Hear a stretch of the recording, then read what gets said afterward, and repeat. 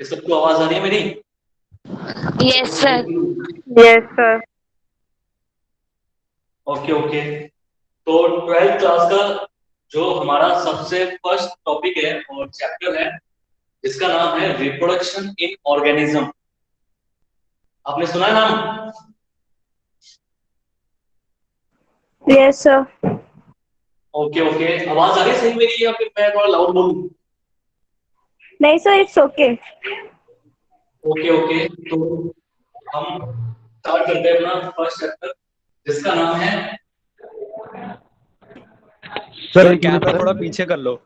Sir थोड़ा पीछे करिए, क्या हम बिल्कुल भी नहीं, मतलब दिख नहीं रहा आपका चेहरा भी, और जो आप लिख रहे हैं वो भी नहीं दिखेगा। मेरे चेहरे से ज्यादा अच्छा है कि आपको बोल देने से जो मैं लिख रहा हूँ दिख रहा है।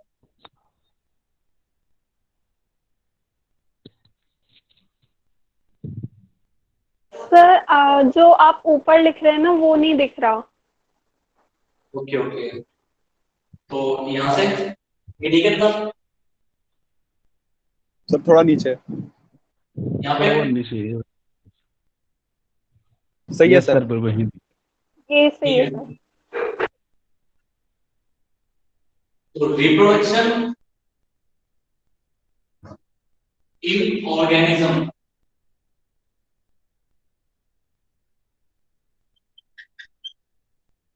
सबसे पहले कि रिप्रोडक्शन इन ऑर्गेनिज्म में सबसे पहला टॉपिक, इसका मतलब क्या होता है रिप्रोडक्शन का? तो रिप्रोडक्शन के अंदर दो टर्म आ रही है। एक तो आ रहा है री का मतलब क्या होता है, एक है प्रोडक्शन का मतलब क्या होता है। ठीक है। तो एज यू नो कि री का मतलब क्या होता है, अगेन, ओके। एंड प्रोडक्शन का मतलब क्या होता है, प्रोड्यूस या फिर मैन्युफैक्चर।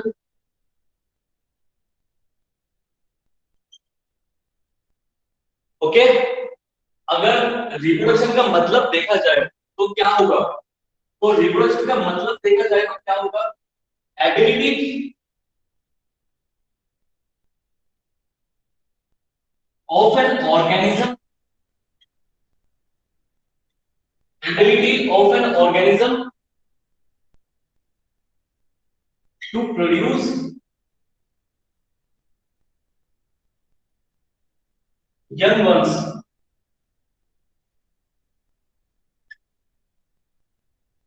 ठीक है। तो रिप्रोडक्शन का मतलब क्या हो गया, री का मतलब क्या हो गया, गेन, दोबारा, और प्रोडक्शन का मतलब क्या हो गया, प्रोड्यूस या फिर मैन्युफैक्चर या बनना, अगर हिंदी में बोला जाए। तो रिप्रोडक्शन का एक सिंपल लैंग्वेज में अगर मैं डेफिनेशन निकालना चाहूँ तो उसका डेफिनेशन क्या होगा, ability of an organism produce young ones. ठीक है। और यंग वंस की अगर हम बात करो तो यंग वंस को डिनोट करने के लिए एक और टर्म है जिसका नाम है ऑफस्प्रिंग। ओके। समझ में आ रहा है?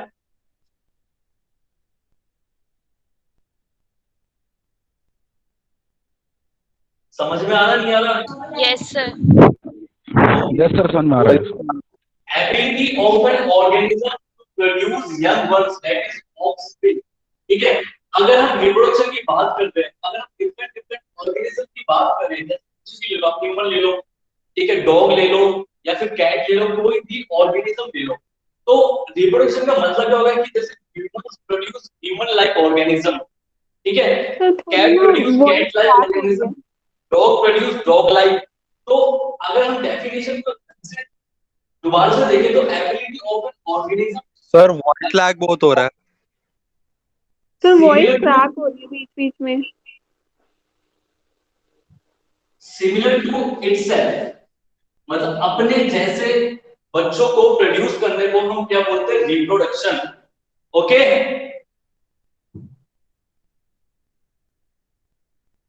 समझ में आ रहा है? सर वॉइस बहुत लैग हो रहा है आपका। अब समझ में आ रहा है? आवाज आ रही है? यस सर, आवाज यस आ सर रही आ है। रही है। बाहर भी आ रही है। आवाज आ रही है मुझे सर। जो मैंने आपको भी डेफिनेशन बताई है वो समझ में आया? Yes sir sir. एक बार और बता दीजिए सर, क्योंकि आवाज थोड़ी आपकी देखो, वैसी आ रही थी ना, समझ नहीं रिप्रोडक्शन का पाई। मतलब दो चीज हो गई, इसके रिप्रोडक्शन के अंदर दो चीज हो गई, तो रिप्रोडक्शन, तो री का मतलब हो गया अगेन, और प्रोडक्शन का मतलब हो गया प्रोड्यूस और या फिर मैन्युफैक्चर या बनाना या बनना। तो अगर मैं इसकी डेफिनेशन लिखना चाहूँ तो सिंपल लैंग्वेज में मैं क्या लिख सकता हूँ, ability of an organism to produce young ones that is offspring. Young ones को हम ऑफस्प्रिंग से भी डिनोट कर सकते हैं, सिमिलर टू इटसेल्फ। ओके,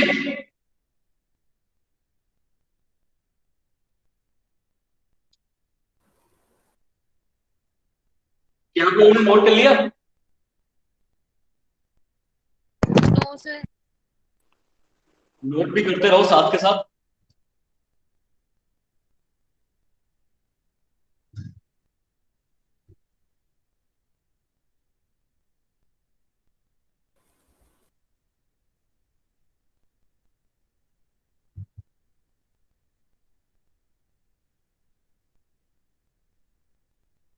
अगर मैं हो गया एक सर। और डेफिनेशन देखूं इसके अलावा,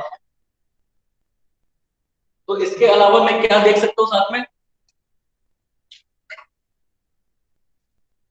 ability of an organism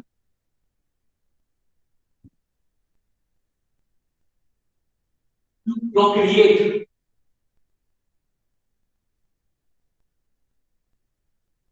young ones that is offspring similar to itself. Sir नीचे का दिख नहीं रहा। सर दिखाई नहीं दे रहा। ये नीचे वाले जो सेकंड डेफिनेशन लिखी है, सर नहीं दिखाई दे रही। सर थोड़ा सा पीछे कर लो कैमरा।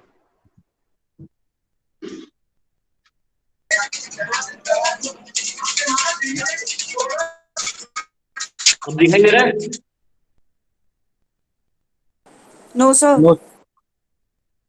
No sir. अब सर सर दिखाई दे रहा पीछे है। करो थोड़ा। दिख रहे हैं सर। सर लास्ट दिख रहा है। टाइम। सर लास्ट लाइन नहीं दिख रही। मुझे तो सब क्लियर दिख रहा है। यार मैं भी चेक कर रहा हूँ, तो सर मुझे सब कुछ दिखाई दे रहा है जो मैं आपको दिखाना चाहता हूँ। सर दिखाई दे रहा है।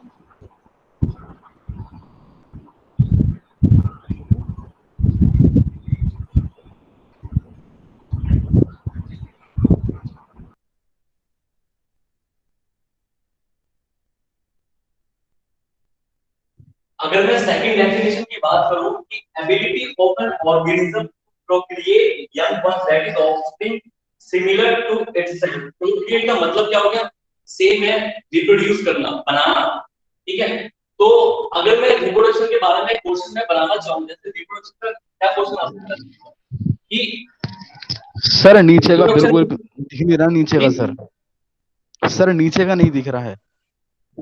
सर मैंने अभी बिल्कुल देखा है जस्ट कि सब कुछ दिखाई दे रहा है क्लियरली, बच्चे भी बोल रहे दिखाई दे रहा है।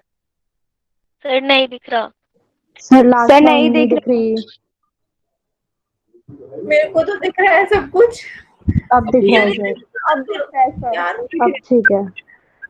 अब ठीक है। Yes sir. Yes sir. Sir perfect. देखो जितना भी आपको आज ऊपर नीचे करवाना बता देना, फाइनली इसी पिक्चर को हम कर दें कंटिन्यू आगे से, है ना।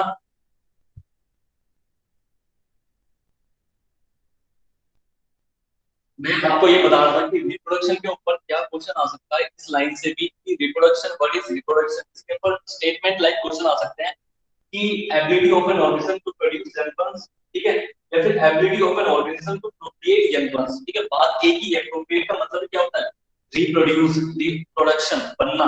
ठीक है, अगर मैं, आपने नोट कर लिया है? यस सर, यस नोट कर सर। लिया। Yes sir. Yes sir. अगर मैं आपकी एनसीईआरटी की डेफिनेशन देखूं कि एनसीईआरटी के अंदर क्या लिखा हुआ है, तो एनसीईआरटी के अंदर ये रिप्रोडक्शन इज डिफाइंड एज, और लगा के मेरे को डेफिनेशन को डिनोट करती है कि रिप्रोडक्शन इज डिफाइंड एज, ऊपर वाली लाइन नहीं दिख रही है।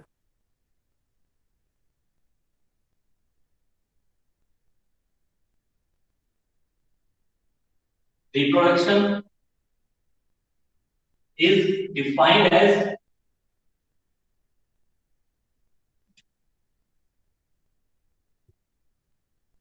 अब दिखाई दे रहा है?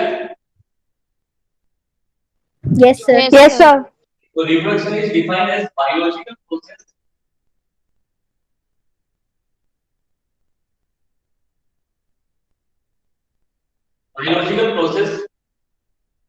ठीक है।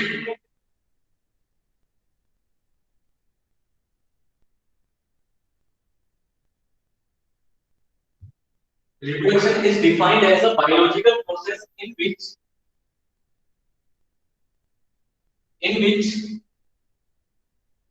every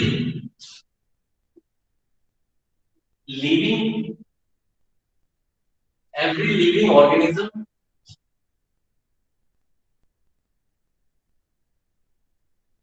produce young ones, जिसको हम बोलते हैं ऑफस्प्रिंग सिमिलर टू itself। ठीक है, ये लाइन हम बार बार लिख रहे हैं टू प्रोड्यूस यंग वंस, तो इसके लिए हम ये भी लिख सकते हैं कि टू प्रोड्यूस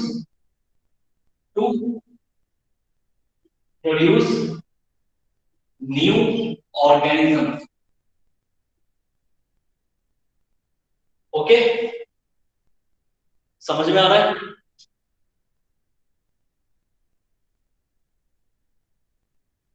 समझ में आ रहा है?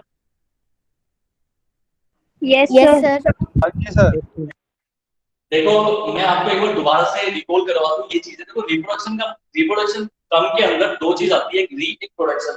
तो री का मतलब होता है अगेन और प्रोडक्शन का मतलब होता है बनना। ठीक है, तो रिप्रोडक्शन का एक्चुअली मीनिंग क्या होगा? एबिलिटी ऑफ ऑर्गेनिज्म, किसी चीज की एबिलिटी, किसी ऑर्गेनिज्म की ability to reproduce ones again, एक बार दोबारा से वो उसको रिप्रोड्यूस कर सके और फॉर्म कर सके अ न्यू ऑर्गेनिज्म। ठीक है, अगर हम एनसीईआरटी की बात करें तो एनसीईआरटी के अंदर ये डेफिनेशन दी है कि reproduction is defined as a biological process in which every living organism to produce new organism similar to itself.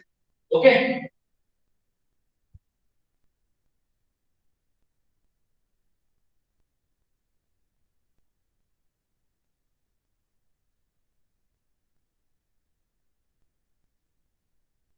देखो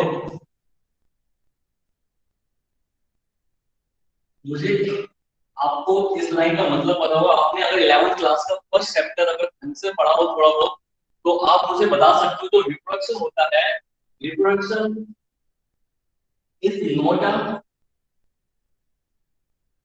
डिफाइनिंग फीचर ऑफ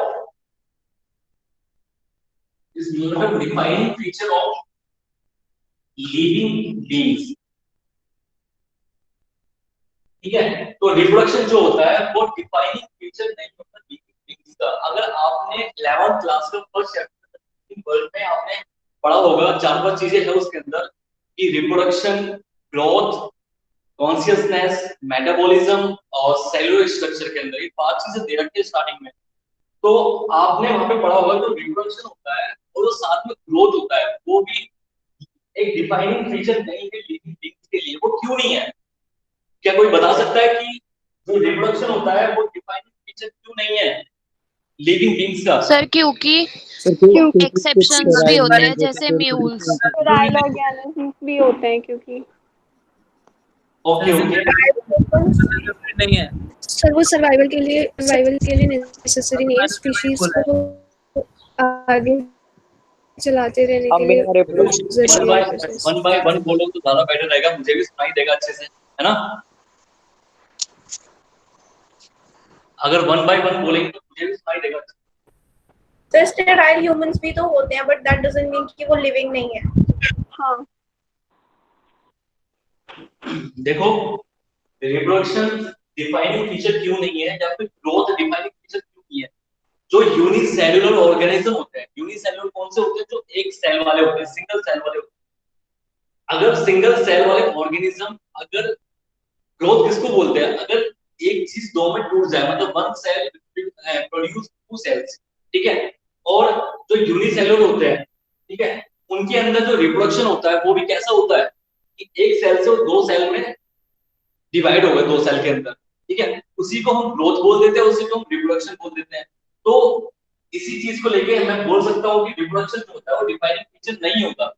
ओके,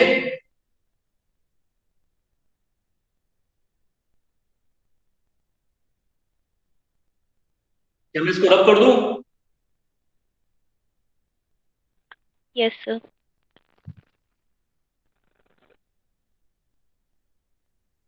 सब उसकी ग्रोथ कैसे हुई जब वो दो अलग अलग ऑर्गेनिज्म हो गए? तो अगर उन्होंने डिवाइड कर लिया तो दोबारा से मैं ये चीज लिखवा देता हूँ एक बार, है ना। देखो सुनो, जो रिकॉल करेंगे 11th क्लास का कुछ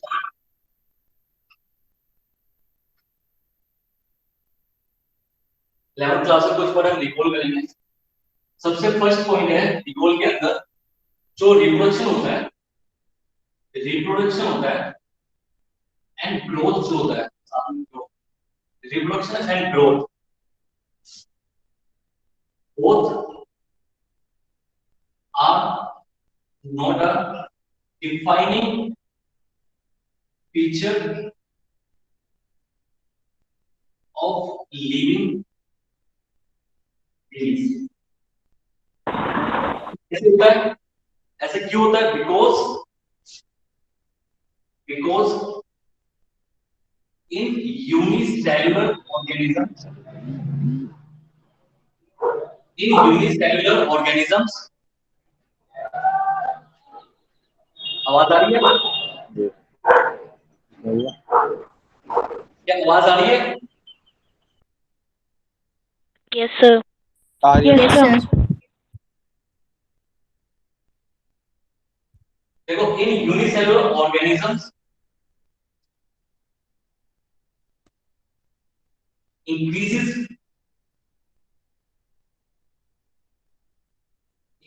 number of cells,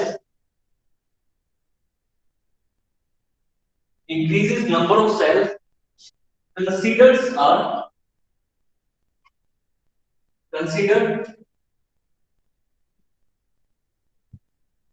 growth as well as reproduction. Okay, अब ये लाइन किसको समझ में नहीं आ रही है जी?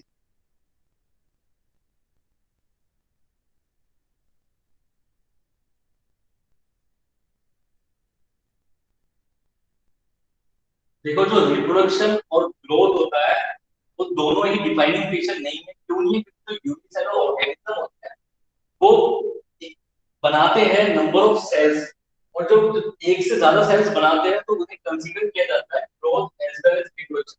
जैसे मैं एग्जांपल ले लूं, अमीबा। अगर अमीबा को मैं देखूं, ये अमीबा है, ये एक से दो सेल में डिवाइड हो गया।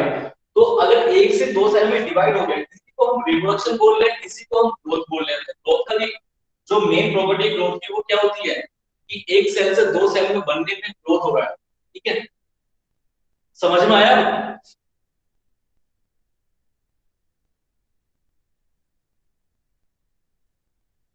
Yes sir. आपने नोट कर लिया? Yes sir. एक सेकंड सर।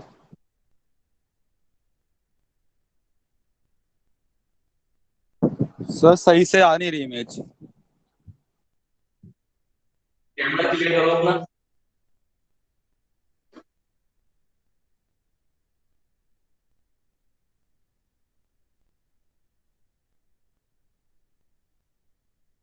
मुझे तो सही दिखाई दे रहा है यहाँ से, कैमरे में चेक किया मैंने अपने। सर उनका नेटवर्क इशू होगा, मेरे पास तो आ रही है। क्या चीज? सर उनका नेटवर्क इशू होगा जिनको नजर नहीं आ रहा। Yes yes, I think.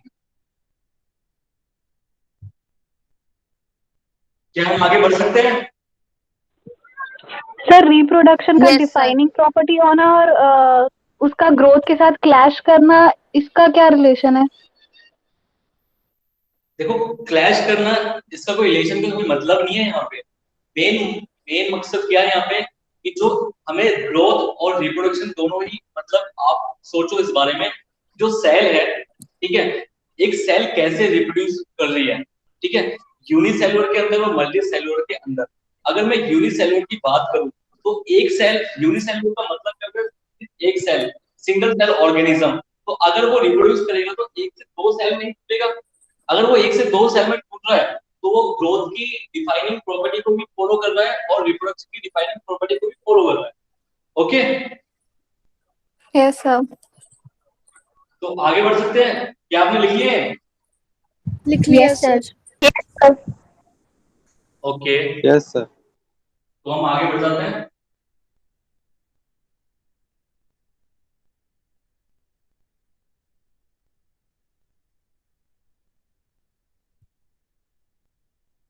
देखो, जो रिप्रोडक्शन होता है,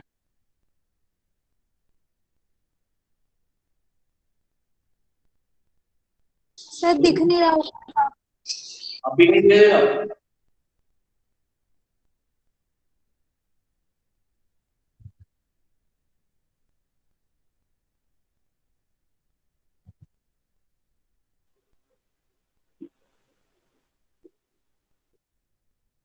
अब दिखाई दे रहा है? Yes sir. Yes sir. Yes sir. जो रिप्रोडक्शन होता है वो दो टाइप का होता है।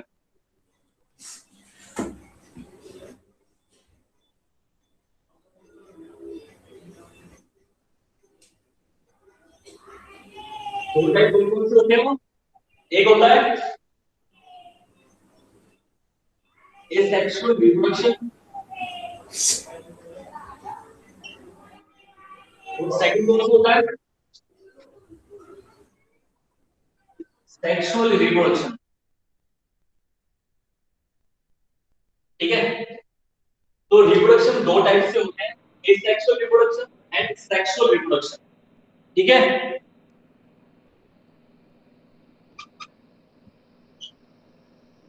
तो एसेक्सुअल रिप्रोडक्शन हम किसको बोलेंगे या फिर सेक्सुअल रिप्रोडक्शन किसको बोलेंगे? तो एसेक्सुअल रिप्रोडक्शन किसको बोलेंगे? जिसके अंदर ओनली सिंगल पेरेंट। ओके,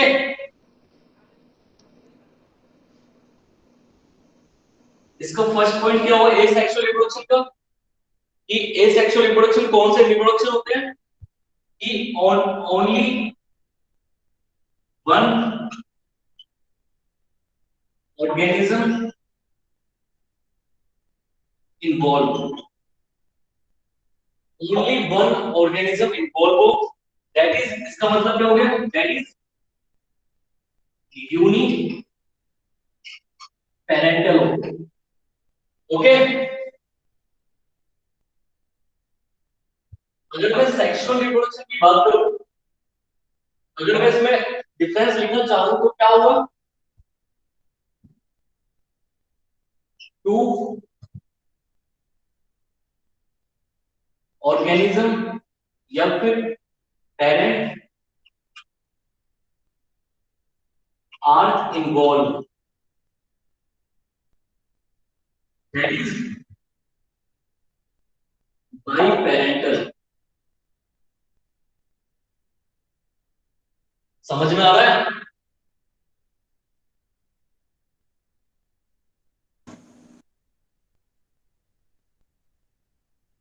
समझ में आ रहा है? Yes sir. Yes sir. Yes sir.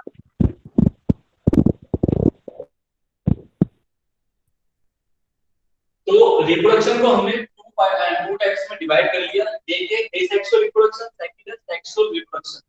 तो एसेक्सुअल रिप्रोडक्शन कौन से होते हैं? जिसमें ओनली वन ऑर्गेनिज्म इन्वॉल्व हो या फिर ऑर्गेनिज्म में पेरेंट्स इन्वॉल्व हो, ओनली वन ऑर्गेनिज्म या पेरेंट्स इन्वॉल्व हो, उन्हें बोलते हैं एसेक्सुअल। और सेक्सुअल क्या होते हैं? टू ऑर्गेनिज्म या पेरेंट्स इन्वॉल्व हो, दैट इज बाइपेरेंटल। ठीक है, सर ये हमेशा बाय पेरेंटल होगा ऐसा भी तो नहीं कह सकते ना, क्योंकि एक फ्लावर में हमेशा हमेशा यही बोल सकते हैं कि बाई पेरेंटल ही होगा। ये नहीं, अगर हम उसको डिफाइन कर सके कि एक ऑर्गेनिज्म हो या दो ऑर्गेनिज्म हो, मे बी वन ऑर्गेनिज्म हो, मे बी टू ऑर्गेनिज्म हो, हम यहाँ पे ये चेंज कर सकते हैं, वन ऑर्गेनिज्म और टू, क्योंकि यूनिसेक्सुअल और बाइसेक्सुअल में फर्क होता नहीं होता है। तो अगर एक ऑर्गेनिज्म के ऊपर दोनों पेरेंट्स प्रेजेंट हो, मेल भी और फीमेल भी, समझ रहे हो? Yes sir. तो समझ गए इस बात को जो मैं समझाना चाह रहा हूँ चीज के अंदर? Yes. पेरेंट्स का होना बहुत जरूरी है, चाहे पेरेंट्स वो अलग अलग पे प्रेजेंट हो या एक ही ऑर्गेनिज्म पे प्रेजेंट हो, ये चीज हो सकता है, बट टू पेरेंट्स का होना जरूरी है, मतलब with opposite sex. Okay,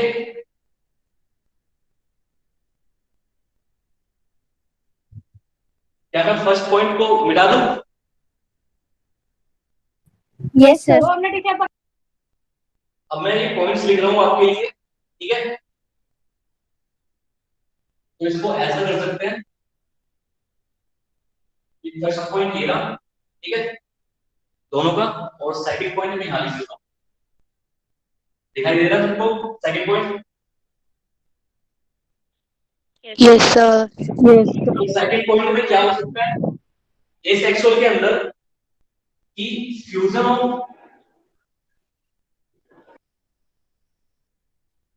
of gametes are absent, ठीक है? देखो, सिर्फ अगर सिंगल पेरेंट होगा तो उसके अंदर गैमेट्स बनने का कोई चक्कर ही नहीं है, मतलब बनेगा ही नहीं गैमेट्स, ठीक है? तो इसके अंदर फ्यूजन ऑफ गैमेट्स एब्सेंट होंगे। लेकिन अगर मैं सेक्सुअल रिप्रोडक्शन के अंदर देखूं, fusion of gametes are present, ठीक है? फ्यूजन ऑफ गैमेट्स आर,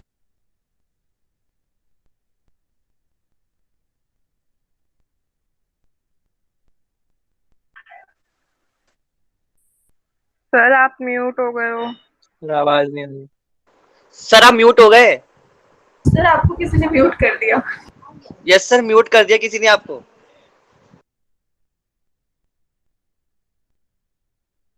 अब ठीक है? Yes sir. Yes sir. Yes sir. Sir last point दोबारा बता दीजिए सर। हाँ, बता रहा हूँ आपको। फर्स्ट पॉइंट क्लियर हुआ दोनों का?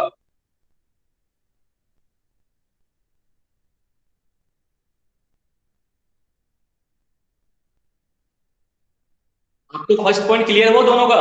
Yes sir. Yes sir.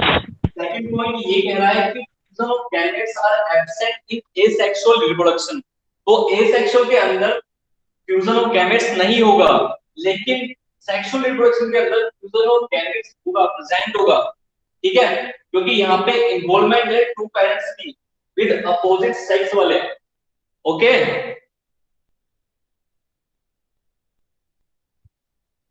Yes sir. समझ में आ रहा, दिखाई दे रहा है? Yes sir.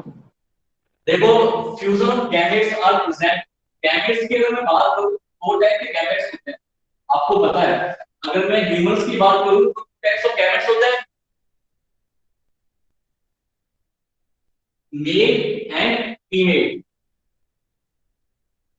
ओके, जो मेल गैमेट होता है, जो मेल गैमेट होता है, ठीक है, वो मोटाइल होता है जनरली।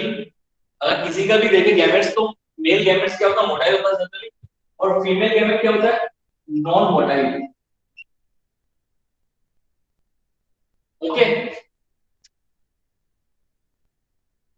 क्या मैं फर्स्ट पॉइंट रब कर दूं?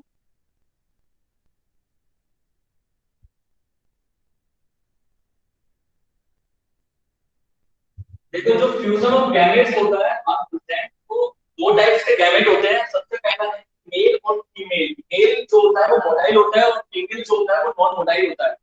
जो मोटाइल गैमेट होता है, मेल वाला, वो जनरली स्मॉलर इन साइज होता है, और जो फीमेल होता है जनरली इन साइज होते हैं,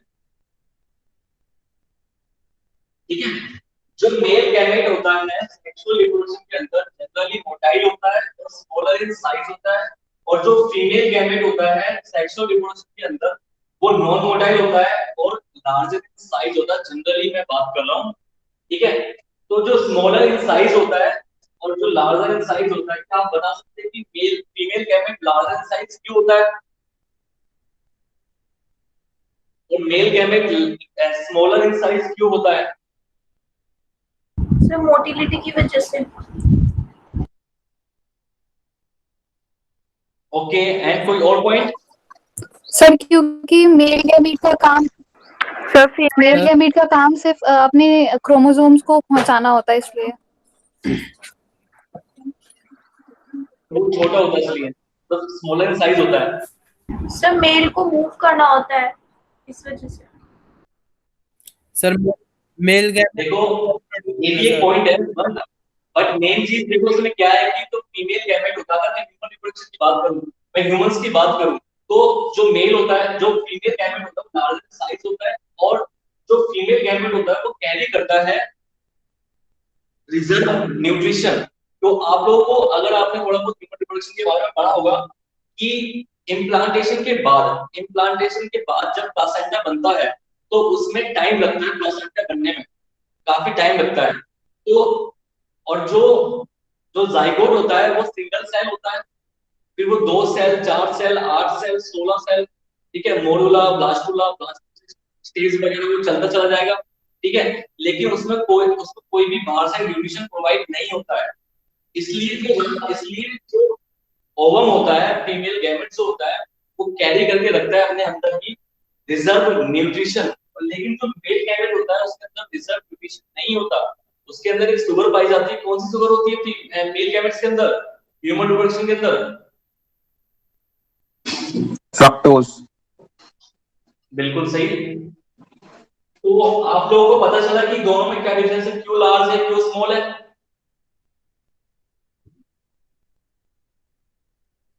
और ह्यूमंस के अंदर ओनली वन सेल जो जिसपे फ्लैजिला प्रेजेंट होता है, only the cell in the human body which contain flagella.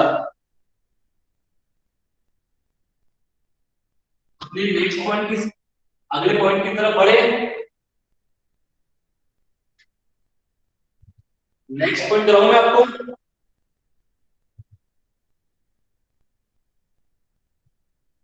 देखो नेक्स्ट पॉइंट क्या होगा। सर अभी आपने क्या बोला? जी सर अभी आपने क्या बोला कि सिर्फ मेल्स में फ्लैजुला प्रेजेंट, ह्यूमंस में फ्लैजुला प्रेजेंट होता है? मैंने बोला कि ह्यूमन बॉडी के अंदर ओनली द मेल, जो मेल का जो स्पर्म होता है, जो मेल स्पर्म सेल जो होता है वो ही ह्यूमन के अंदर एक तो फ्लैजिला कंटेन करता है, और कोई भी सेल फ्लैजिला कंटेन नहीं करता, ठीक है। Okay sir. तो नेक्स्ट पॉइंट के बारे में हम आगे बढ़ते हैं नेक्स्ट पॉइंट पे। तो नेक्स्ट पॉइंट है कि जो एसेक्सुअल रिप्रोडक्शन होता है उसके अंदर जो सोमैटिक सेल होती है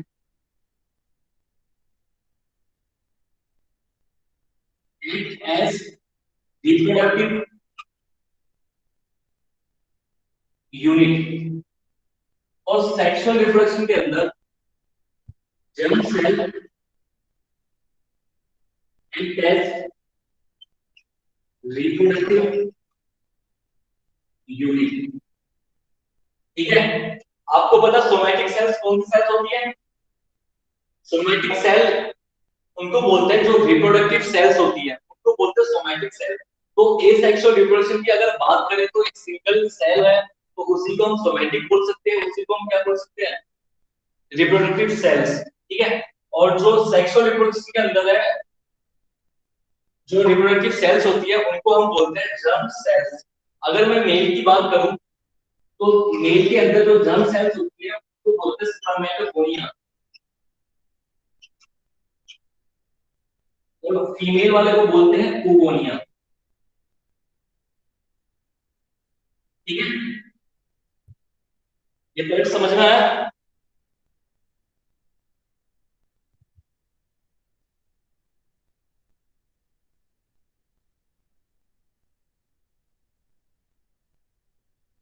ये पॉइंट समझ में आया?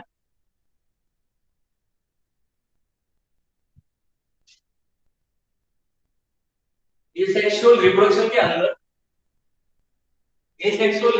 अंदर कोई भी फर्टिलाइजेशन नहीं होगा, नो फर्टिलाइजेशन। लेकिन सेक्सुअल रिप्रोडक्शन के अंदर क्या होता है? Fertilization can occur. ठीक है, अगर फर्टिलाइजेशन बोल रहा है इसका मतलब क्या है? Fusion of male and female gametes. अगर fusion of male and female gametes होगा तो क्या बनेगा? जाइगोट। और यहाँ पे कोई जाइगोट की फॉर्मेशन नहीं होगा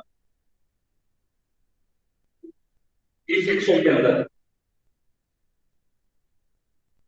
समझ में आया?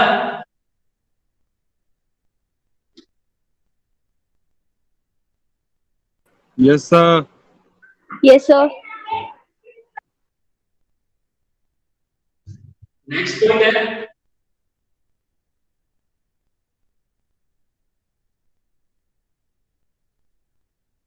पॉइंट है कि एसेक्सुअल रिप्रोडक्शन के अंदर, in asexual reproduction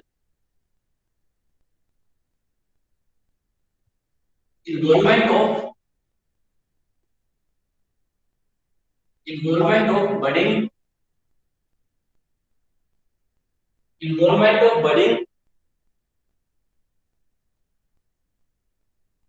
fragmentation, vegetative propagation,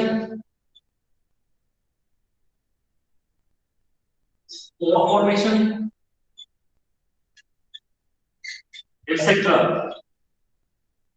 देखो, इन एसेक्सुअल रिप्रोडक्शन के अंदर involvement of budding, fragmentation, vegetative propagation, spore formation, fission भी होता है। ठीक है, रीजनरेशन स्टेप, रीजनरेशन भी होता है इसके अंदर। ठीक है, तो ये काफी सारे इसके अंदर इन्वॉल्वमेंट होती है। लेकिन सेक्सुअल रिप्रोडक्शन के अंदर, in sexual reproduction involvement of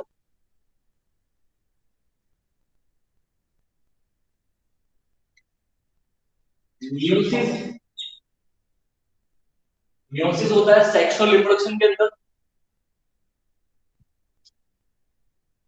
syngamy,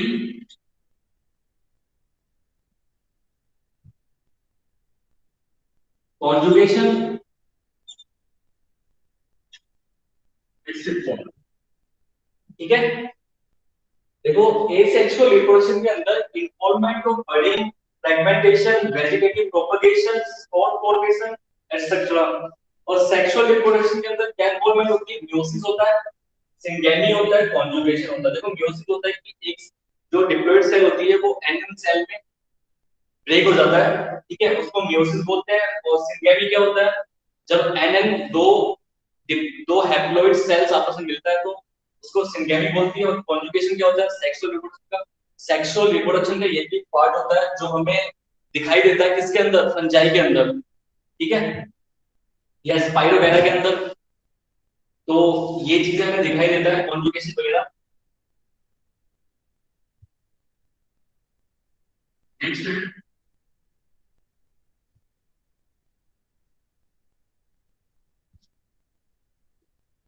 next asexual reproduction के अंदर जो ऑफस्प्रिंग होता है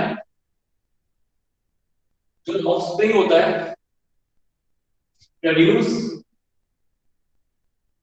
फ्रॉम सिंगल एलिमेंट।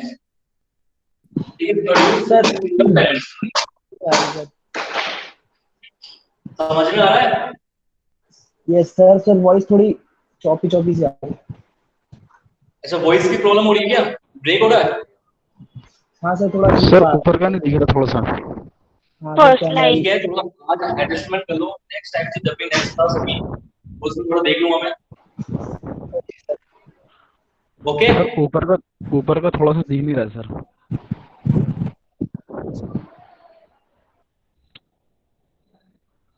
जो ऑफस्प्रिंग होता है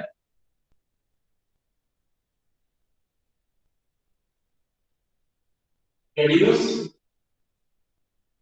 फ्रॉम सिंगल, दिखाई दे रहा है?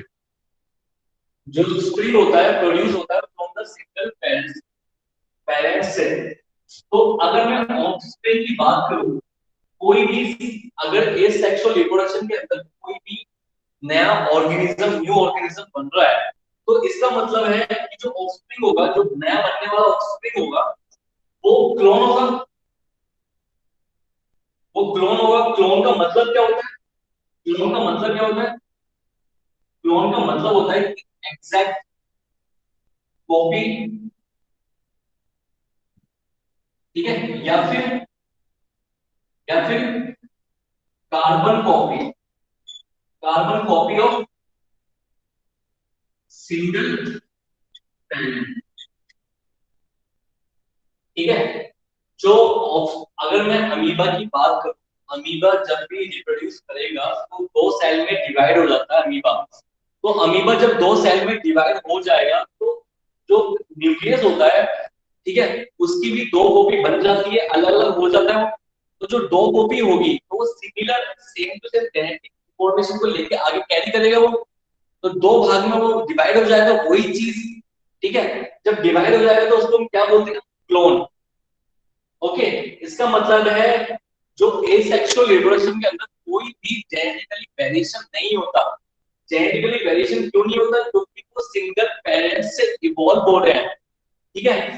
तो जो क्लोन, जो ऑफस्प्रिंग बन रहे हैं एसेक्सुअल रिप्रोडक्शन के अंदर, वो क्या होते हैं? क्लोन्स होते हैं। क्लोन का मतलब क्या होता है? वो एग्जैक्ट कॉपी के carbon copy of a single parent, ठीक है।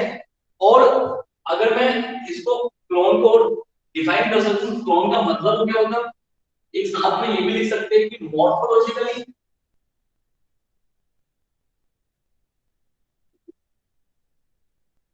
एंड जेनेटिकली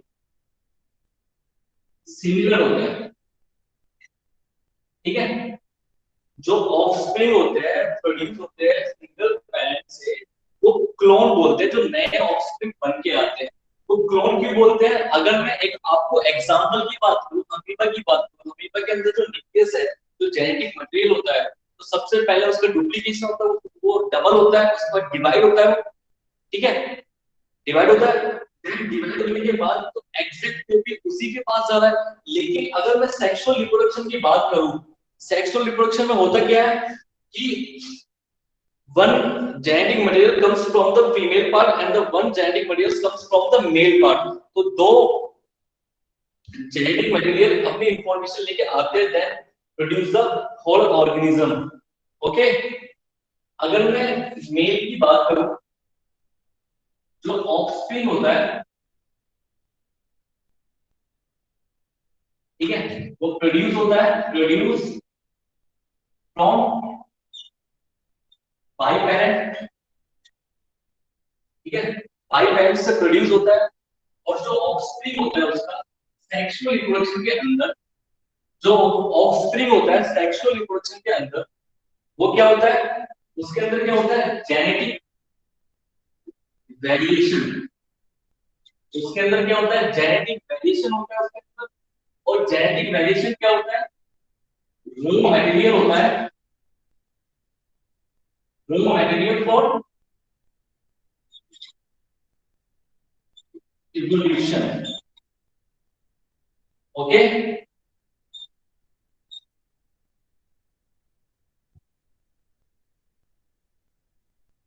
समझ में आ रहा है? ये लाइन समझ में आई आपको? हाँ जी सर। सर एक बार फिर समझा दो। देखो, ध्यान से सुनना। अगर मैं एसेक्सुअल रिप्रोडक्शन की बात करूं, तो जो ऑफस्प्रिंग बन के आ रहे हैं नए वाले, वो सिंगल पेरेंट से आ रहे हैं। और जो सिंगल पेरेंट से जो आ रहा है ऑफस्प्रिंग, वो होता है क्लोन। उसको हम क्लोन बोलते हैं। क्लोन क्यों बोलते हैं? क्योंकि वो एग्जैक्ट कॉपी होता है पेरेंट्स की। जो आप एक चीज अपने माइंड में एक उसके अंदर एनसीईआरटी के अंदर पेज नंबर 5 पे, ठीक है, अमीबा का एक रिप्रोडक्टिव फेज दिखा रखा है पूरा का पूरा। आप उसको देख सकते हो कि जो नए अमीबा बन के आ रहे हैं वो अपने पेरेंट्स की एग्जैक्ट कॉपी है, ठीक है। तो एग्जैक्ट कॉपी हम क्यों बोल रहे हैं, क्योंकि वो मॉर्फोलॉजिकली एंड जेनेटिकली सिमिलर है, ठीक है। लेकिन अगर हम सेक्सुअल रिप्रोडक्शन की बात करें तो दो पेरेंट्स का इन्वॉल्वमेंट है, एक मेल का एक फीमेल का। तो मेल से भी क्रोमोसोम आ रहा है, फीमेल से क्रोमोसोम आ रहा है, जेनेटिक मटेरियल आ रहा है, ठीक है। तब जाके जाइगोट बन रहा है, फिर मतलब उसके अंदर जो सेक्सुअल रिप्रोडक्शन के अंदर है वो उसके अंदर जेनेटिक वेरिएशन हो रहा है, ठीक है। और जो जेनेटिक वेरिएशन हो रहा है वो रॉ मटेरियल इवोल्यूशन का, ठीक है। और हम जेनेटिक वेरिएशन के ऊपर हम ज्यादा से ज्यादा पढ़ेंगे चैप्टर नंबर 5 में और 6 में।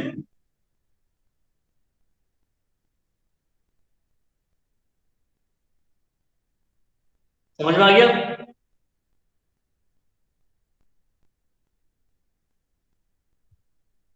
यस सर, आ गया आ गया। यस सर, आ गया। बस लास्ट पॉइंट है इन दोनों के डिफरेंस के ऊपर, तो लास्ट पॉइंट और लिख लेते हैं। लास्ट पॉइंट लिख लेते हैं।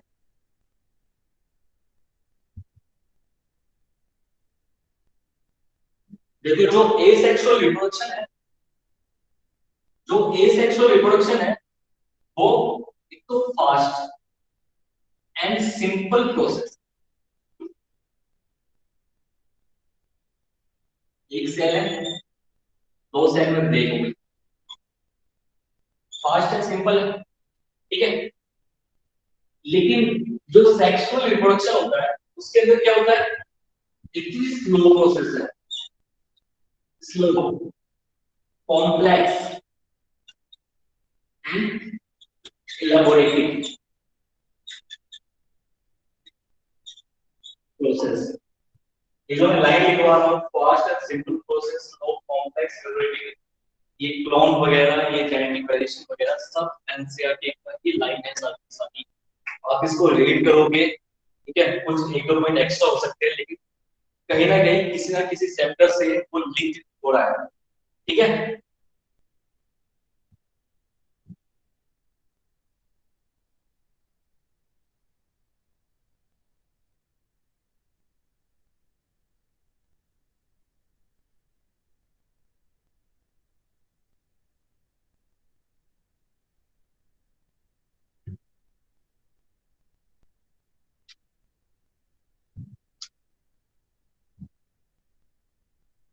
क्या मैं आगे बढ़ सकता हूँ? Yes sir. इसको हटा दो सबको पूरे को। हाँ सर।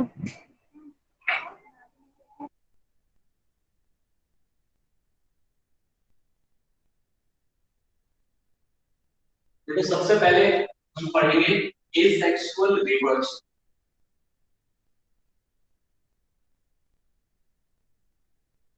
देखो इस चैप्टर के अंदर 3 क्लास का चैप्टर है। तो सबसे पहले जो टॉपिक होता है वो होता है एसेक्सुअल, देन सेक्सुअल, और देन लाइफ स्पैन एंड जो भी चीजें रह जाती है जो अलग से है वो चीजों को हम कवर अप करवाएंगे उसके अंदर, ठीक है। तो जो एसेक्सुअल रिप्रोडक्शन की अगर बात करें, हमने पढ़ा सही चीजें पढ़ी एसेक्सुअल रिप्रोडक्शन। तो अगर हम इसके पॉइंट्स की बात करें तो सबसे पहला पॉइंट है कि सिंगल पेरेंट्स का इन्वॉल्वमेंट है, कोई फ्यूजन ऑफ गैमेट्स नहीं है, ठीक है। सोमैटिक जो सेल्स होती है उनको हम रिप्रोडक्टिव यूनिट बोलते हैं। सेक्सुअल रिप्रोडक्शन के अंदर कोई भी फर्टिलाइजेशन नहीं हो रही है, ठीक है। इन्वॉल्वमेंट हो रहा है बहुत सारे अलग अलग मेथड्स का, बडिंग हो गया, फिशन हो गया, ठीक है, वेजिटेटिव प्रोपगेशन हो गया, ठीक है। तो बहुत सारी चीजों का इन्वॉल्वमेंट हो रहा है। अगर कोई भी नया ऑफस्प्रिंग बन रहा है एसेक्सुअल रिप्रोडक्शन के अंदर तो वो एग्जैक्ट कॉपी है अपने पेरेंट्स की, तो उसी को हम बोल देते हैं क्लोन। एक टर्म है क्लोन, ठीक है। वो मॉर्फोलॉजिकली जेनेटिकली सिमिलर होता है। और जो एसेक्सुअल रिप्रोडक्शन होता है वो एक फास्ट एंड सिंपल प्रोसेस होता है। तो अगर हम एसेक्सुअल रिप्रोडक्शन की बात करें तो एसेक्सुअल रिप्रोडक्शन के अंदर काफी सारे डिफरेंट डिफरेंट मेथड्स होते हैं रिप्रोडक्शन के। तो सबसे पहला जो मेथड है वो है फिशन, सेकंड है बडिंग, थर्ड है फ्रेगमेंटेशन,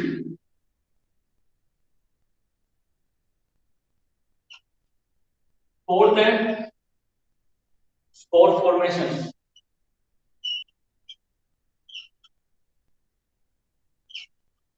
फिफ्थ है रीजनरेशन, ठीक है। सिक्स्थ है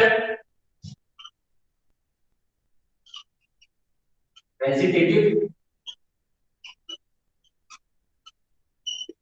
प्रोपगेशन, ठीक है। ये 6 मेथड है एसेक्सुअल रिप्रोडक्शन के, तो डिफरेंट डिफरेंट ऑर्गेनिज्म में हमें शो होते हैं। तो सबसे पहले हम पढ़ेंगे किसके बारे में, फिशन के बारे में। तो हेडिंग डाल दो फिशन, ठीक है। तो सबसे पहले डालते हैं फिशन क्या होता है। देखो फिशन क्या होता है, एक तो सबसे पहला पॉइंट है कि फिशन का मतलब होता है डिवीजन, डिवाइड होना।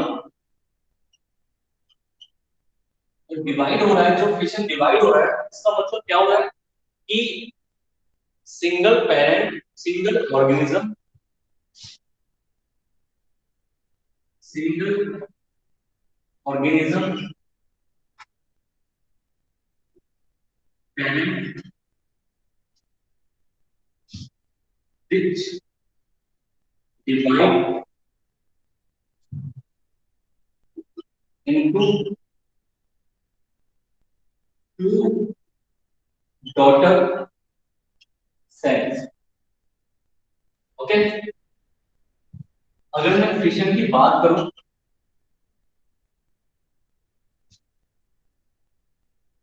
फिशन जो होता है तो 3 टाइप का होता है, 3 टाइप का फिशन होता है। सबसे पहला फिशन बाइनरी फिशन,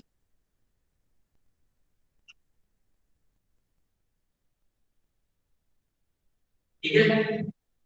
सेकंड है मल्टीपल फिशन,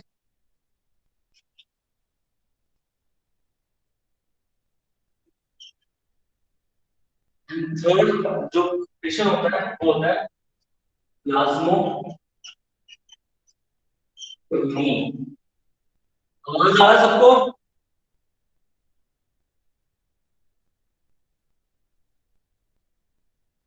आवाज आ रहा है सबको? Yes sir. समझ में आ रहा है? Yes sir. Yes sir. अगर किसी को भी कोई भी प्रॉब्लम हो तो तभी अपनी जो मतलब आवाज है वो मुझे अपनी आवाज को बुलंद करो, ठीक है, मुझसे पूछा तो सुनी जाएगी, कार्यवाही होगी उसके ऊपर, ठीक है। तो फिशन जो होता है वो 3 टाइप का होता है, binary fission, multiple fission and plasmotomy, ठीक है। तो सबसे पहले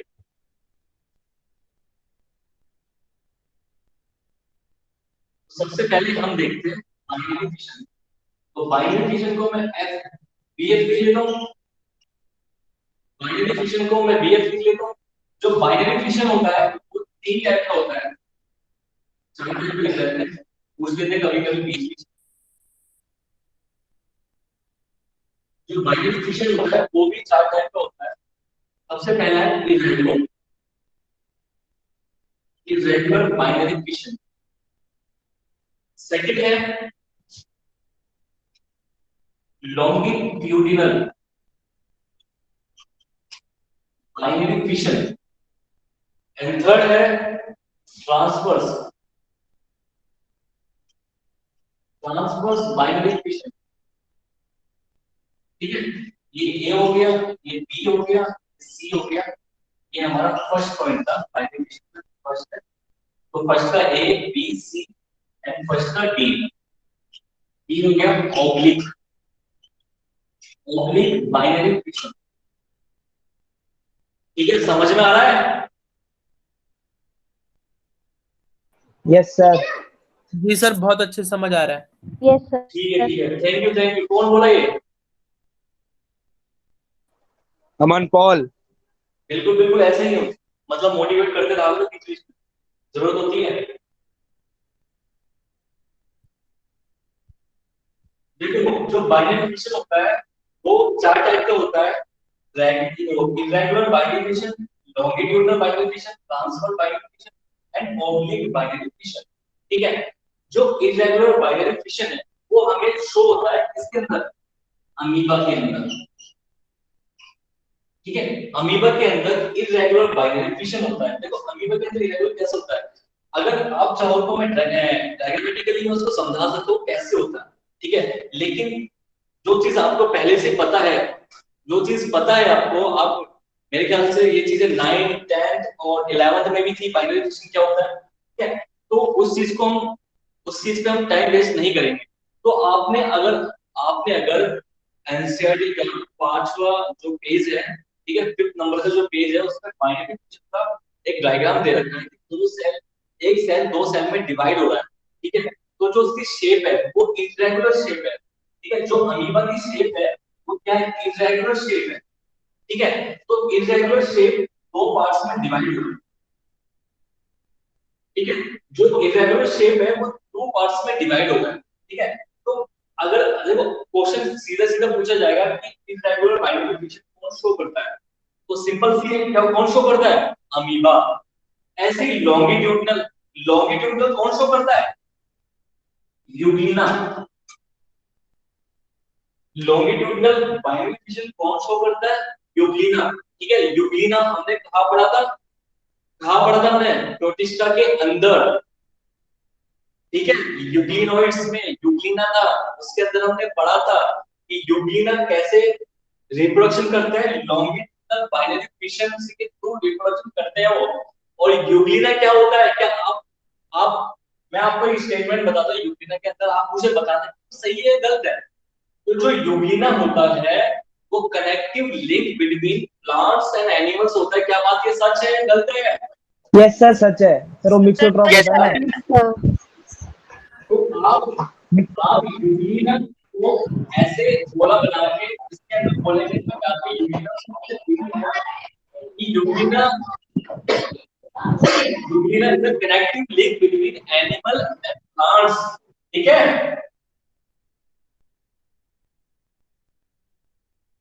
ट्रांसवर्स बाइनरी फिशन के अंदर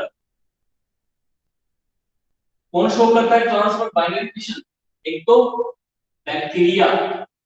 सर पैरामीशियम। शाबाश। ठीक है, तो ट्रांसवर्स बाइनरी फिशन कौन शो करता है, बैक्टीरिया या फिर पैरामीशियम। देखो जितना मैं आपको एग्जांपल लिखवा रहा हूं उससे बाहर नहीं आने वाला, बिल्कुल भी सोचने की भी जरूरत नहीं पड़ेगी आप लोगों को। ठीक है, तो आपको ज्यादा नहीं कंटेंट को याद करना।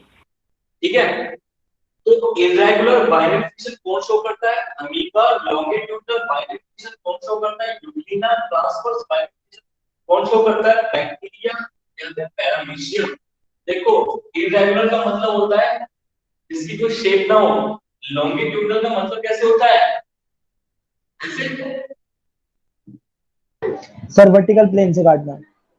लॉन्गिट्यूडनल किसको बोलते हैं, सर वर्टिकल प्लेन से जब डिवाइड होता है, वर्टिकली मतलब और ऐसे। ट्रांसवर्स किसको बोलते हैं, सर हॉरिजॉन्टल। बिल्कुल। और ऑब्लिक बाइनरी फिशन जो ऑब्लिकली हो, डायगोनल। बाइनरी फिशन का एग्जांपल क्या होगा, सेलेसियम। ठीक है, ऑब्लिक बाइनरी फिशन का एग्जांपल क्या हो गया, सेलेसियम।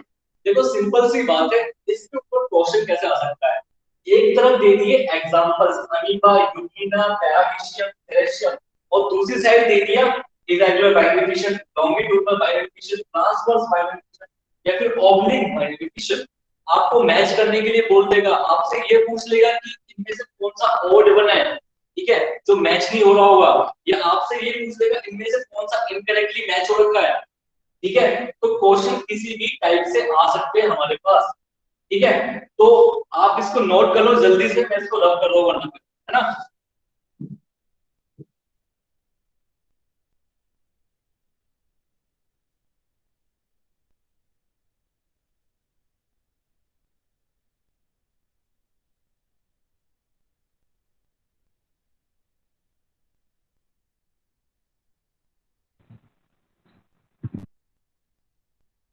इसको रब कर दूं मैं,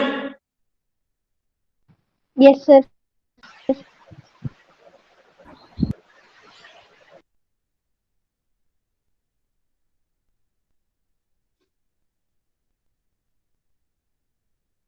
देखो सेकंड टाइप क्या है हमारी, मल्टीपल फिशन। तो मल्टीपल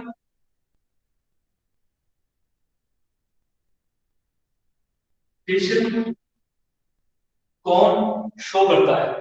तो मल्टीपल फिशन कौन शो करता है? प्लाज्मोडियम। अमीबा भी शो करता है, प्लाज्मोडियम भी शो करता है। ठीक है, जैसे ये अमीबा है या ये प्लाज्मोडियम है, तो प्लाज्मोडियम क्या करता है during the unfavourable condition, during unfavourable condition के अंदर जो न्यूक्लियस है ये वो डिवाइड हो जाता है।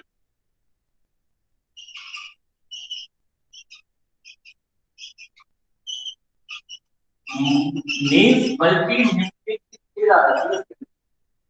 ठीक है, ड्यूरिंग द अनफेवरेबल कंडीशन, ठीक है, जो न्यूक्लियस होगा वो डिवाइड हो जाएगा मल्टी कंडीशन में, ठीक है, और आउटर साइड से जो ये फॉर्म हो रहा है ये बन जाएगा सिस्ट। सिस्ट का मतलब होता है लेयर या हार्ड कवरिंग। तो और जो न्यूक्लियस होंगे वो अलग से अपना एक टोटल अमीबा बना लेंगे।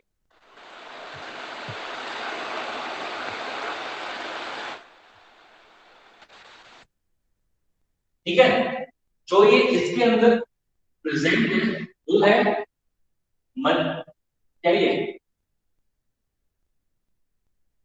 टोटल अमीबे। ठीक है, इसके बाद होता क्या है, जो सिस्ट होता है वो ब्लॉक हो जाता है, ब्रोकन हो जाता है, एंड रिलीज ऑफ टोटल अमीबे। ठीक है, देखो मल्टीपल फिशन का मतलब क्या हो गया, मल्टीपल का मतलब हो गया एक से ज्यादा। ठीक है, सबसे पहली बात तो यही हो गई। ठीक है, फिशन का मतलब होता है डिवीजन, तो एक से ज्यादा डिवीजन हो रहे हैं किसी के अंदर। ठीक है, तो इसका जो एग्जांपल है वो अमीबा भी हो सकता है, प्लाज्मोडियम भी हो सकता है। देखो प्लाज्मोडियम क्या होता है, जो कोज करता है, क्या कोज करता है plasmodium, causes malaria. Malaria. Malaria. 11th class प्लाज्मोड 11th क्लास का सेकंड चैप्टर के अंदर प्रोटोजोन टॉपिक है, उसके अंदर दे रखा है कि प्लाज्मोडियम कॉजेस मलेरिया। और प्लाज्मोडियम की जो लाइफ साइकिल है आप पढ़ोगे 12th क्लास के अंदर 8th चैप्टर के अंदर ह्यूमन हेल्थ के अंदर। ठीक है, ह्यूमन हेल्थ के अंदर आप प्लाज्मोडियम की लाइफ साइकिल पढ़ोगे, तो प्लाज्मोडियम जो होता है वो कोज करता है मलेरिया। ठीक है, और जो प्लाज्मोडियम होता है या मलेरिया होता है उसकी इन्फेक्टिव स्टेज होती है, इसकी जो इन्फेक्टिव स्टेज होती है कौन सी होती है, स्पोरोजोइड। मैं आपको इसलिए बता रहा हूँ ये टर्म सारे के सारे एक्स्ट्रा टर्म्स है, मैं इसलिए बता रहा हूँ ये आगे जाके यूज होगा, आगे जाके आप पढ़ोगे तो इससे अच्छा है कि थोड़ी थोड़ी टर्म्स आपको अभी क्लियर हो जाए फर्स्ट चैप्टर के अंदर। ठीक है, ताकि आपके जो आने वाला फ्यूचर है, जो आपके आने वाला आगे का टाइम है वो इजीली आप बिता सको आराम से। ठीक है, तो मल्टीपल फिशन का मतलब, मल्टीपल फिशन का मतलब क्या होता है, मल्टीपल का मतलब एक से ज्यादा, फिशन का मतलब डिवीजन, जिसके अंदर एक से ज्यादा डिवीजन हो रही हो। ठीक है, तो अमीबा या प्लाज्मोडियम के अंदर ये हमें शो होता है मल्टीपल फिशन। तो जो ऑर्गेनिज्म है वो न्यूक्लियस है, उसके अंदर यूनिक अनफेवरेबल कंडीशन के अंदर ये कंडीशन आ जाती है। ठीक है, एंड ये अपने ऑपोजिट पे बना लेता है सिस्ट। सिस्ट, ठीक है, सिस्ट एक लेयर है, हार्ड कवरिंग है। ठीक है, और जो मल्टी न्यूक्लिएटेड कंडीशन है ये अपना अपना एक पर्सनल अमीबे फॉर्म कर लेते हैं। ठीक है, और देन ये सिस्ट ब्लॉक हो जाती है, रिलीज हो जाता है टोटल अमीबे। ठीक है, और मैंने आपको इन्फेक्टिव स्टेज बताई थी, स्पोरोजोइड्स होती है इसकी। ठीक है, ये समझ में आया मल्टीपल फिशन? यस सर, आ गया।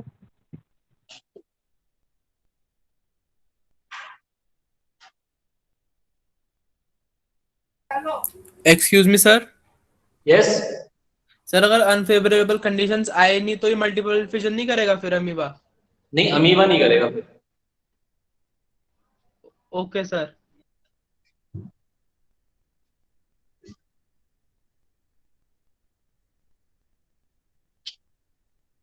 ठीक है, तो मल्टीपल फिशन के एग्जांपल याद रखेंगे, प्लाज्मोडियम एंड अमीबा। प्लाज्मोडियम कोज करता है मलेरिया, ठीक है, और इसकी इन्फेक्टिव स्टेज कौन सी होती है? स्पोरोजोइड, ठीक है। ये टोटल अमीबे है, ठीक है, इन्फेक्टिव स्टेज ही है सबसे। इसको रब कर दो मैं।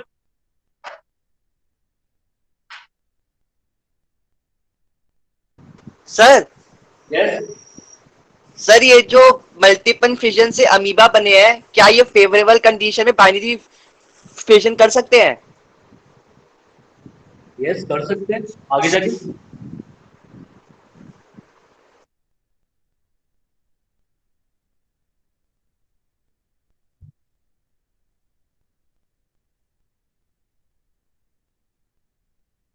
देखो, आप जो क्वेश्चन पूछ रहे हो, जैसे अमीबा हो गया, ये अमीबा हो गया, ये अमीबा हो गया, ये हमें दोनों पता है कहां से बन गया है, ये बैक्टीरिया से बन गया है, बैक्टीरिया से बन गया है, ठीक है। तो जो जो जो ये अमीबा है, अगर इसको फेवरेबल कंडीशन मिली तो ठीक है, नहीं मिली तो इस तरीके से टूट जाएगा, ठीक है। तो और जो ये बन के आया है टोटल अमीबा, ठीक है, अब इन्हें आगे जाके फेवरेबल मिला तो अच्छी बात है, नहीं मिला तो अच्छी बात है। फिर भी दोनों कंडीशन में रिप्रोड्यूस तो कर ही रहा है, तो इसको मैं हटा दूं।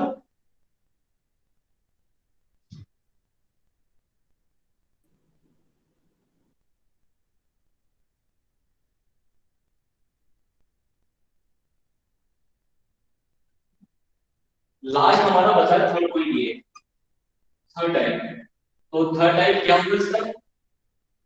ये है प्लाज्मोटोमी। देखो, जो प्लाज्मोटोमी होता है, it is a special type of fission.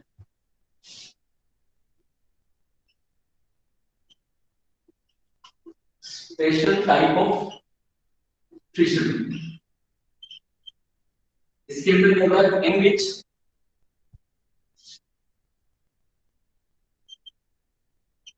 Multi nucleated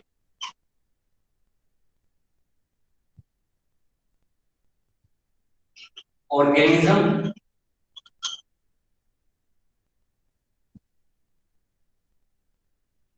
divide to produce two or more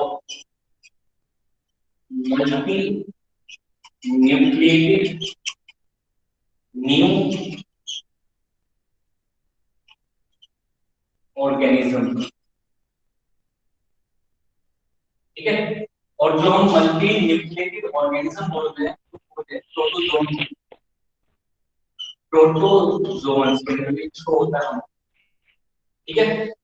और इसका एग्जांपल हो गया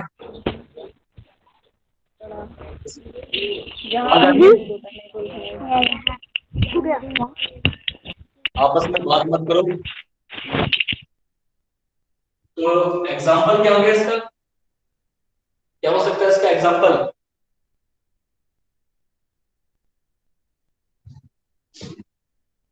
प्लाज्मोडियम, प्लोमाइजा। क्या होगा? प्लोमाइजा या फिर ओपालिनी। ये दो जो प्रोटोजोन्स है, ये मैंने आपको एग्जांपल बताया है, प्लोमाइजा या फिर ओपालिनी, ठीक है। ये शो करते हैं प्लाज्मोटोमी। प्लाज्मोटोमी क्या होता है कि ये स्पेशल टाइप का फिक्शन होता है। इसके अंदर होता क्या है कि जो ऑर्गेनिज्म है, जो सिंगल ऑर्गेनिज्म है, वो एक मल्टी न्यूक्लिएटेड कंडीशन में पहले से ही मौजूद है, ठीक है।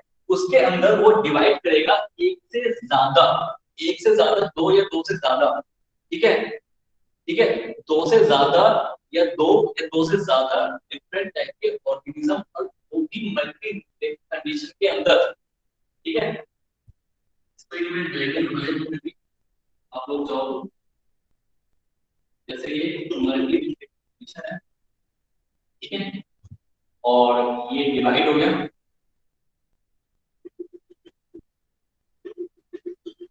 दो या दो से ज्यादा कोई मल्टी न्यूक्लिएटेड कंडीशन के अंदर, ठीक है, इसको हम प्लाज्मोटोमी बोलते हैं, ठीक है, समझ में आ गया? नहीं सर, ये कैसे हुआ सर?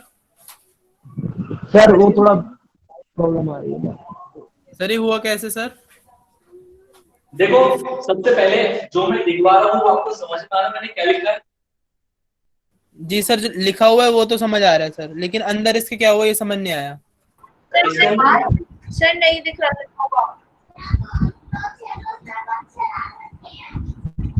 क्या मैं लिखूंगा? सर क्लियर नहीं है बिल्कुल। मैं आपको अभी डायग्राम से समझाता हूँ क्या होता है। ये लिख लिया आपने? Yes sir. Yes sir. Sir ये नजर नहीं आ रहा। नजर नहीं आ रहा आपको?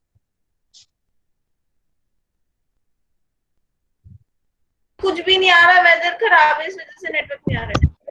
देखो आपके ना नेटवर्क खराब हो गए, एक्सेप्ट कर लो इस चीज को। हाँ तो सर बोल तो रही हूँ नेटवर्क खराब है, मौसम भी खराब है। सबसे पहली बात है कि जो ऑर्गेनिज्म है पीलोमाइक्सा, वो प्रोटोजोन है, ठीक है?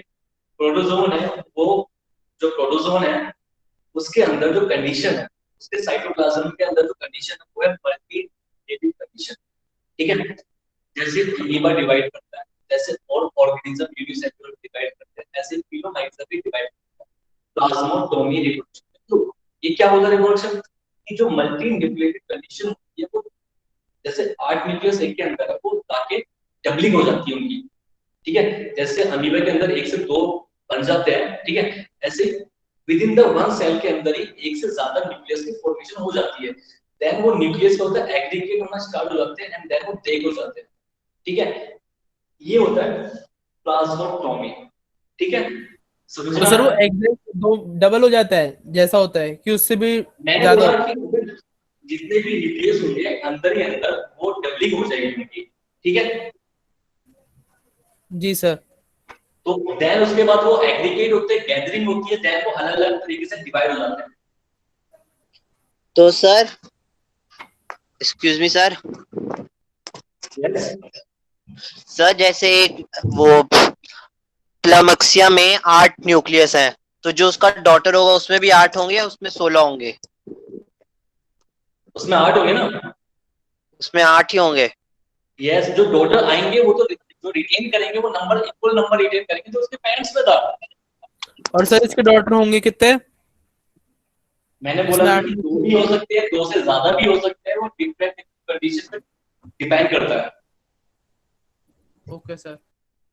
सर जनरली कितने होते हैं? जनरली ऐसे कह नहीं सकते क्योंकि अलग अलग एग्जांपल है, 2 भी हो सकते हैं, 2 भी ज्यादा भी हो सकते हैं, जनरली 2 बोल सकते हो आप। सर जो डॉटर सेल्स बोला है वो जो मतलब मल्टी न्यूक्लिएटेड ऑर्गेनिजम्स है उनको बोला है, या फिर जब मल्टी न्यूक्लिएटेड ऑर्गेनिजम्स की सिस्ट टूट जाएगी और फिर जो ये दिखाई दे रहा है आपको? Yes sir. तो अगर मान लो कि इसके अंदर बहुत सारे डॉट्स हो, मतलब न्यूक्लियस हो, ठीक है? Yes sir. वो न्यूक्लियस क्या करेंगे, डिवाइड करेंगे न्यूक्लियस, तो 1 से 2 होंगे, जितने भी होंगे उसकी डबलिंग हो जाएगी।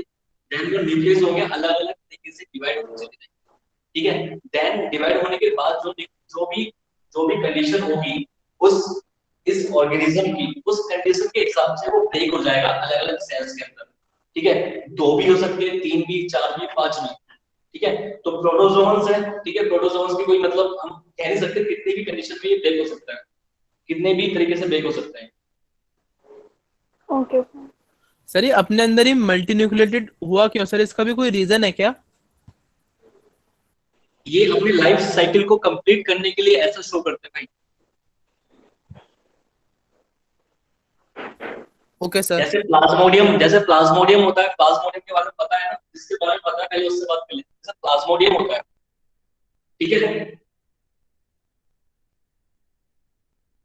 वो एक वेक्टर के थ्रू, जो मलेरिया होता है, जो मॉस्किटो होता है, वो हमारे इसको अपने अंदर अपने क्या नाम देगा, स्पोरोजोइट्स। एनाफ्ली। तो डालने के बाद वो जो होते हैं लीवर पहुंचते हैं, अपने साइकिल कंप्लीट करते हैं। ऐसे ही जो यूरोमाइक्सा होते हैं, ओपिन एंड ओपलिनी जो होते हैं, ये भी अपनी साइकिल को कंप्लीट करते हैं ऐसे ही। समझ में आया? जी सर। क्या मैं इसको रब कर दूं अब?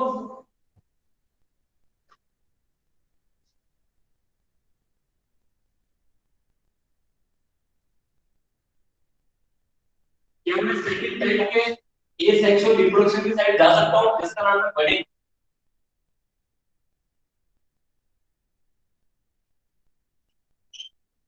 देखो जो बडिंग होता है, जो बडिंग होता है, सर थोड़ा नीचे। सर थोड़ा सर दिख नहीं रहा। दिख नहीं रहा। एक्चुअली क्या है कि आज जो भी प्रॉब्लम्स हो रही है हमें पढ़ते हुए, उनको मैं कल जो होगा, जब भी हमें नेक्स्ट क्लास होगी, इसको मैं सोल्व आउट कर लूंगा। ठीक है? तो मेरे को पता नहीं है कि मुझे कहां से लिखना है, काफी बड़ा बोर्ड है। ठीक है? काफी बड़ा बोर्ड है, मुझे पता नहीं कहां से लिखना। सर आपकी ना आवाज भी ब्रेक हो रही है, बीच बीच में क्रैक हो रही है बहुत ज्यादा। एको हो रही है, काफी एको हो रहा है। क्योंकि जो फोन है, जो कैमरा है, जिसके थ्रू हमारी कॉलिंग चल रही है, वो डिस्टेंस पे है, इस वजह से। तो मैं नेक्स्ट क्लास में मैं इसको भी सॉर्ट आउट करूंगा। ठीक है? तो अभी जो है वो कंडीशन जो हमारा ये है, तो सबसे पहले बडिंग, सेकंड रिप्रोडक्शन का टाइप है बडिंग, एसेक्सुअल रिप्रोडक्शन का टाइप है बडिंग। जो बडिंग होता है वो 3 ऑर्गेनिजम्स में शो करता है एनसीईआरटी के हिसाब से। ठीक है? जो बडिंग होता है वो 3 के अंदर शो होता है, 3 के अंदर पाया जाता है, found in budding, found in 3 organism. सबसे पहला है ईस्ट, सेकंड है हाइड्रा, एंड थर्ड है स्पॉन्ज।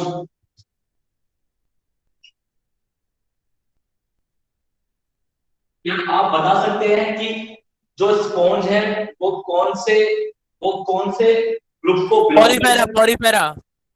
पॉलीफेरा। गुड, ये हो गया पॉलीफेरा। और हाइड्रा बैक्टीरिया। सिलेंड्रेट। इस पे सिलेंड्रेट। बिल्कुल सही बात है, बैक्टीरिया या फिर सिलेंड्रेट। और ईस्ट बैक्टीरिया। फंजाई। फंजाई। कौन सी क्लास? एस्कोमाइसिटी। एस्कोमाइसिटीज। एस्कोमाइसिटीज। शाबाश।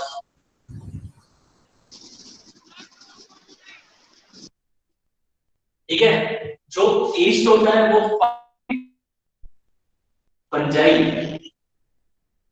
ठीक है? जो हाइड्रा होता है फाउंड इन नाइजेरिया, और जो स्पॉन्ज होता है वो फाउंड इन पॉलीफेरा। जो ईस्ट होता है, आप लोगों को पता है कि ये जैसे ईस्ट है,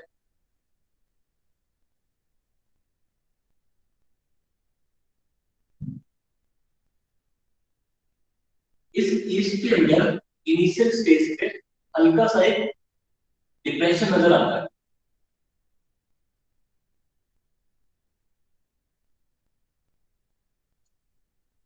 ये हमारा न्यूक्लियस है, ये वैक्यूल है। ठीक है?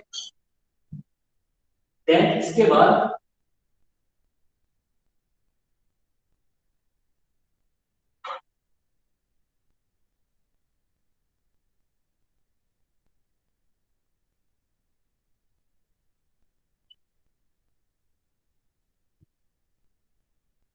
जो ये डिप्रेशन है इसको हम बोलते हैं बर्ड। देन फाइनली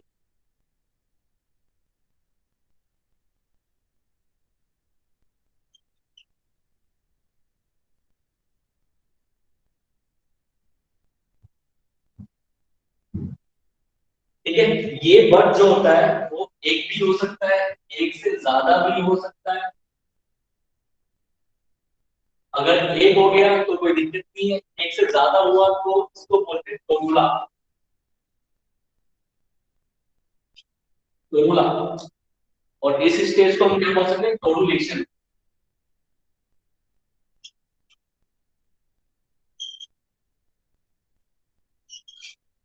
इस स्टेज को हम क्या बोल सकते हैं? टोरुलेशन। सर ये ठीक है? टोटल समझ नहीं आया सर। देखो ये ईस्ट है, ईस्ट जो है वो फंजाई को बिलोंग करता है, कौन से ग्रुप में? एस्कोमाइसिटीज। इसका साइंटिफिक नेम क्या होती है? सैक्रोमाइसिस। इसका साइंटिफिक नेम क्या है? सैक्रोमाइसिस। ठीक है? जो ये ईस्ट है इसके अंदर न्यूक्लियस है, न्यूक्लियस के अंदर हल्का सा डिप्रेशन हुआ, देन वो दो जो बड़ है डिप्रेशन हो, बढ़ के देन बड़ जो हो गया जो उसका न्यूक्लियस है और टू पार्ट्स में लेंथन हो गया। लेंथ बोलते हैं ना, लेंथ बढ़ जाती है, ठीक है? वो चीज हो गई, देन वो ब्रेक हो गया अलग अलग पार्ट्स में और उन्होंने एक अलग अपना जो हाइट जो ईस्ट है वो बना लिया। अब ये जो ये ईस्ट है ये इको ईस्ट बना सकता है, जो ये ईस्ट है ये और भी बडिंग कर सकता है, ठीक है? अगर एक सिंगल है तो जो भी है वो नेचुरल कंडीशन में बडिंग हो रहा है, तो बडिंग के अंदर ही एक स्टेज आती है, अगर एक से ज्यादा बडिंग हो जाए किसी भी ईस्ट के अंदर उसको बोलते हैं टोरुला, ठीक है? और इस स्टेज को हम बोलते हैं टोरुलेशन। अब समझ में आया? सर कौन सी स्टेज? टोरुला, TORULA, टोरुला। दिखाई नहीं दे रहा क्या? सर टोरुला स्टेज है No, या ये sir. बर्ड्स हैं? हाँ सर एक बार ना कहीं और पे लिख क्या दीजिए। सर? टोरुला बर्ड क्या है। नहीं दे यहाँ पे? थोड़ा लेफ्ट में लिख दीजिए सर। सर वो स्टेज के आगे का दिखाई नहीं दे रहा। सर टोरुला एक बार फिर से बता दो प्लीज।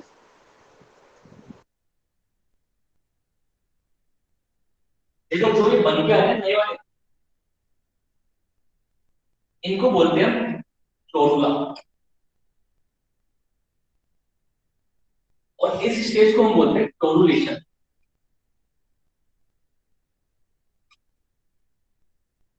ठीक है?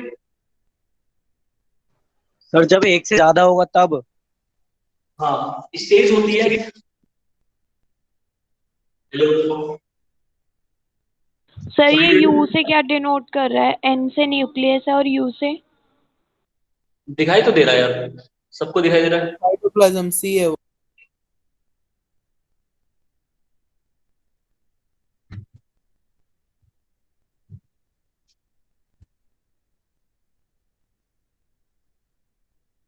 ठीक है? Yes sir. Yes sir. आगे बढ़ सकते हैं? सर वैसे तो टाइम हो रहा था सर। हाँ टाइम हो रहा है, कितना कितना टाइम हो गया? 31। 6:30। चलो ठीक है फिर, है ना? नेक्स्ट क्लास में मिलते हैं। सर अगर ये किसी सी को में क्या लिखा हुआ है आपने? क्या चीज? साइटोप्लाज्म। ये एन के नीचे यू या सी ये क्या है? कहाँ पे? ये ये सर। वैक्यूम है। Okay sir. ठीक है, आज माता की सर क्या है? मिलते हैं, ठीक है? नेक्स्ट क्लास में जो भी प्रॉब्लम होगी, जो भी प्रॉब्लम आई है आवाज की एंड हमें पता नहीं है कि कहाँ तक आप लोगों को दिखाई दे रहा है, कहाँ तक नहीं दिखाई दे रहा है, तो जो भी नेक्स्ट क्लास में होगा ये सॉर्ट आउट हो जाएगा आपके लिए। ओके? और जहां तक मैंने पढ़ाया है आपको, आप एनसीईआरटी से रीडिंग करो और ई गाइड्स के ऐप पे जाके आप जो भी क्वेश्चन अटेम्प्ट कर सकते हो कर सकते हैं, वहां पे जाके जो डीपीटी वगैरह है असाइनमेंट है तो वहां पे भी आप लोग कर सकते हैं। सर डीपीपी मिल जाएगी सर वहाँ? हाँ मिल जाएगी, ई गाइड्स पे आपको हर चीज प्रोवाइड की जाएगी वहाँ पे। Okay sir. ठीक है? आप जाइए वहां पे क्वेश्चन लगाइए, जो क्वेश्चन पढ़ाया आपको वहां तक के क्वेश्चन लगाइए, एनसीईआरटी से रीड करिए, जो भी आपके पास बुक को रीड करो, और अभी से ही हम लोग मतलब आप लोग जो भी हैं मतलब पढ़ना स्टार्ट कर दीजिए। ठीक है? Yes sir. ठीक है, तो नेक्स्ट क्लास में मिलते हैं। See you. Thank you sir.